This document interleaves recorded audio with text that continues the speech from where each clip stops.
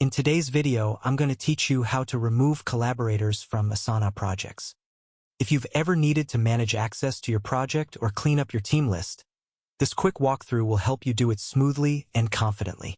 To begin, open your preferred web browser and head over to Asana's official website. Once the page loads, go ahead and sign in to your account using your credentials.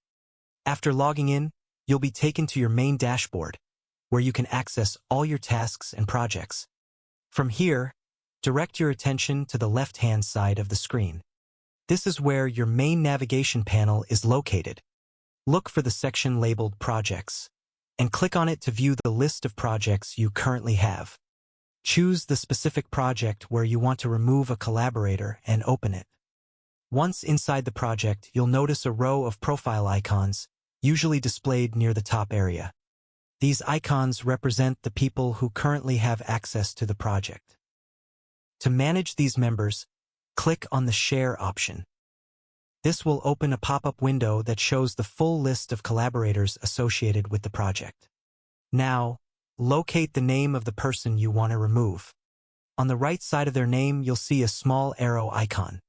Click on that arrow to reveal more options.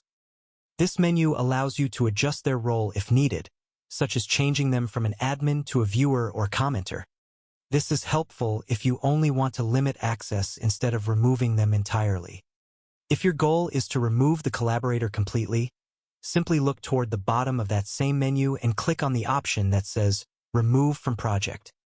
As soon as you select it, that person will be immediately removed from the project's member list. And that's all there is to it. Managing collaborators in Asana is straightforward once you know where to look, and keeping your project access updated helps maintain organization and security. If you found this video helpful, let me know in the comments, give it a like, subscribe to the channel, and don't forget to hit the notification bell.